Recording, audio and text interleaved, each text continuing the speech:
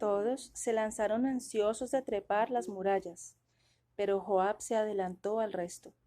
Tan pronto como llegó arriba de la ciudadela, le gritó al rey y reclamó la jefatura suprema. Cuando David hubo expulsado a los jebuseos de la ciudadela, reconstruyó Jerusalén, llamándola la ciudad de David, y allí vivió durante todo su reinado. Hiram, rey de Tiro, hizo alianza con David y le envió madera de cedro y diestros carpinteros para edificar un palacio real en Jerusalén.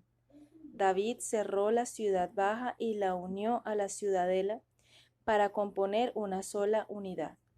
La rodeó con una muralla, designando a Joab como guarda de las murallas.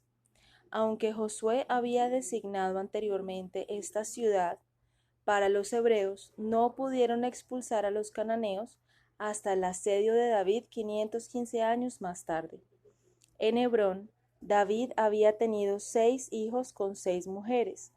Ahora en Jerusalén se casó con más mujeres y concubinas, que le dieron 11 hijos y una hija.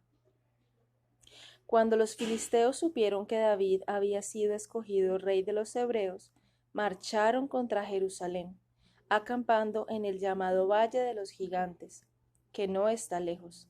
Después que el sumo sacerdote le profetizó una victoria decisiva, David se dispuso al frente de sus tropas y atacó la retaguardia del enemigo, matándolos y dispersándolos.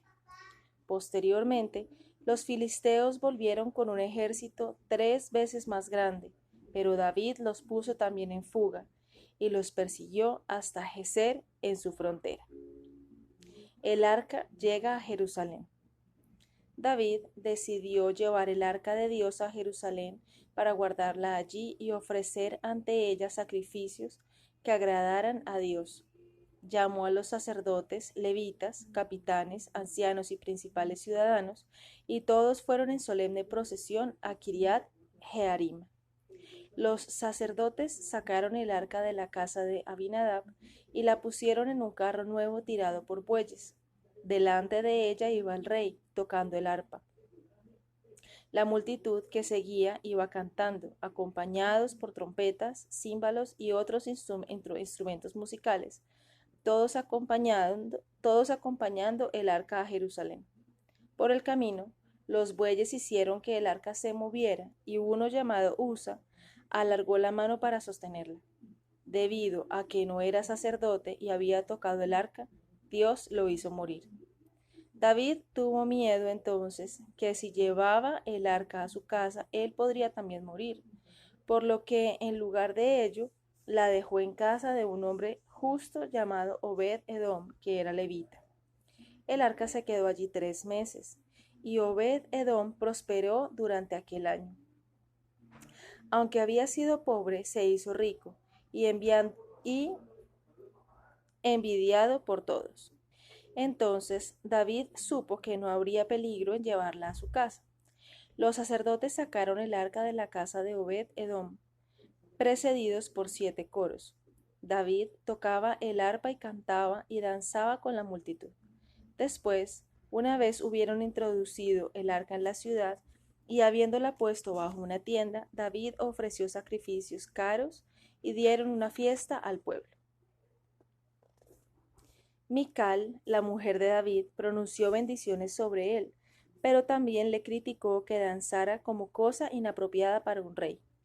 Él contestó que no le avergonzaba hacer lo que le agradaba a Dios, y que en el futuro danzaría y tocaría el arpa sin preocuparse de si le parecía inapropiado a ella o a sus siervas. David no tuvo hijos con Mical. Cuando el rey miró su palacio y vio lo hermosamente amueblado que estaba, decidió que no era apropiado que el arca morara en una tienda. Consultó con el profeta Natán para saber si podía edificar un templo para Dios, como Moisés lo había previsto. Natán le dijo al principio que podría hacer lo que bien le pareciera, pero por la noche Dios se le apareció al profeta.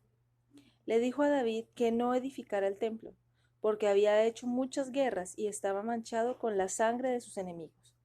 Pero después de su muerte, Salomón, su hijo y sucesor, edificaría un templo. David se regocijó al saber que tendría un hijo, y dio gracias a Dios delante del arca. Poco tiempo después fue contra los filisteos y se anexionó mucho de su territorio. Hizo lo mismo con los moabitas, destruyendo 2/3 de su ejército. En el Éufrates ganó victorias sobre monarcas vecinos, incluyendo al rey de Damasco, y estacionó guarniciones en Siria e Idumea, que se sometieron como tributarios. El rey de Amat hizo alianza con él, enviándole presentes que David dedicó a Dios. Cuando los amonitas insultaron a los enviados de David, afeitándoles la mitad de sus barbas, tanto él como Joab triunfaron sobre ellos y sus aliados mesopotámicos. David recordó también su amistad con Jonatán y buscó a los miembros sobrevivientes de su familia. Cuando supo que tenía un hijo lisiado, Mefiboset, también le permitió heredar las propiedades de Saúl y Jonatán y comer diariamente en la mesa del rey. David y Betsabé.